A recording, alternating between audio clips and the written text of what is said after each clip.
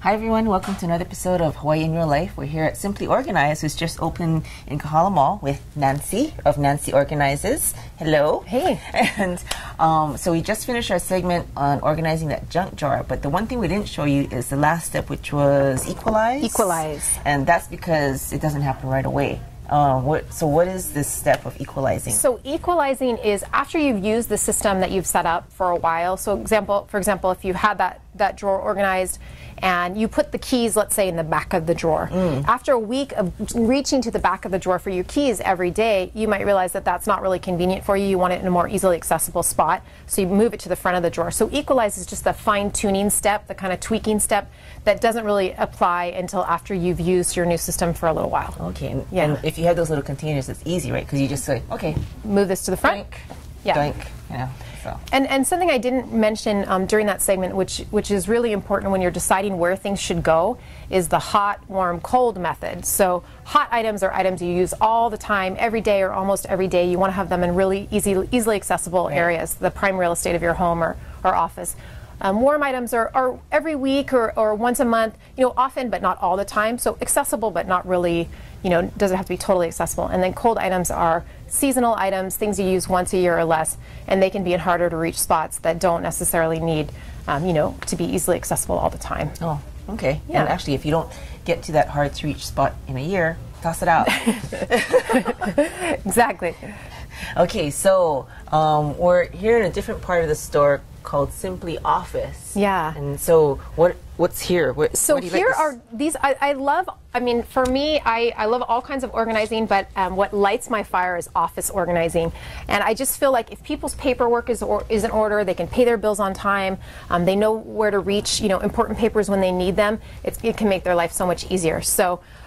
A lot of people don't like paperwork. They see paper and it makes them sad. So I like to encourage them to brighten up their office with different fun little things like, we have a little letter holder here, just different little accessories that kind of make it more fun so that the area is the place you actually want to go into instead of close your door and never go into your office again.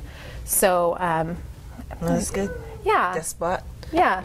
Different little, things to hold files in, magazine racks, and they have a ton of different stuff. If you are more of a classic person, they do have more kind of classic styles here too. We don't have to just get the funky ones, but some people like, a lot of people say to me organizing is boring. Nice. And so if we can liven it up with different products, that can be helpful too. Yeah. Okay. And something about the store, you're saying that everything is all in one place? So there's never been in Hawaii, except for they do have Simply Organized in Kapolei, which I know for some people who live in Honolulu, it's harder to get out there.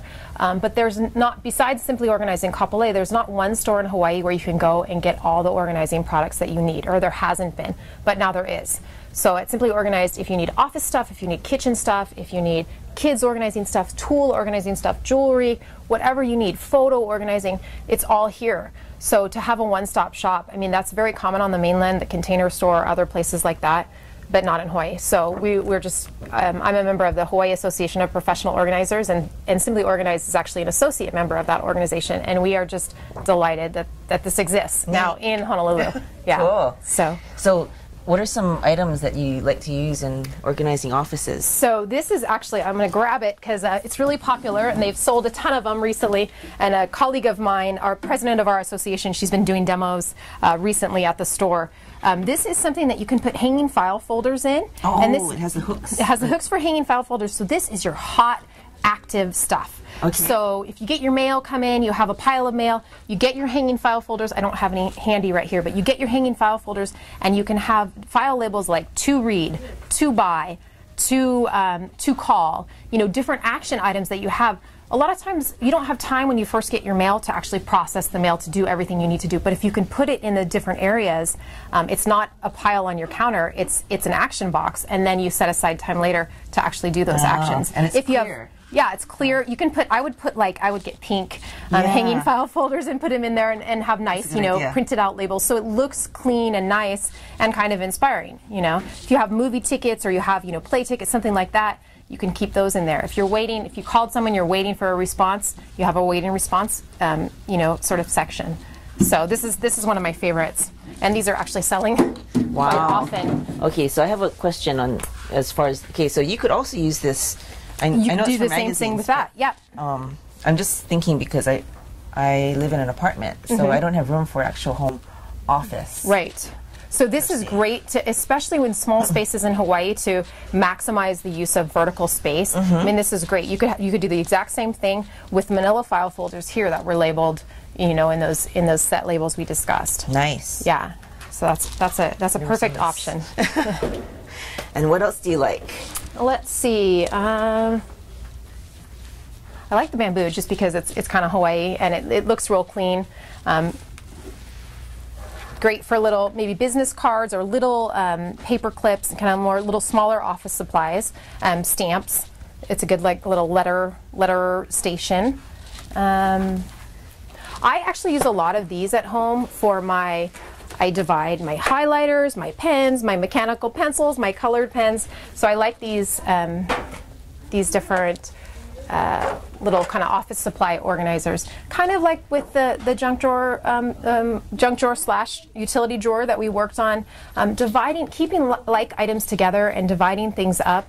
That's what prevents things from, you know, getting all mixed up and having a desk with a ton of stuff on it. If there's a home for each thing, I mean, everything that you own in your home needs to have a home in your home. Yeah. So and not the floor. Yeah, not the or floor. The coffee table. Yeah.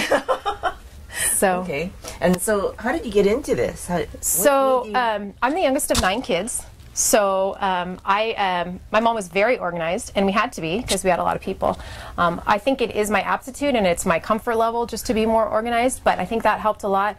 And then in 2006, I was actually on a trip with my cousin, and we visited a business associate of his who was a professional organizer. We went to her house, and she made this beautiful lunch, and she had this beautifully organized house, and I was just like, wow, this woman rocks, you know, and I want to be like her. And so I joined her email list, and then a few years later, when I was looking to get into another business, I became a professional organizer. So yeah. So are your siblings as organized as you are?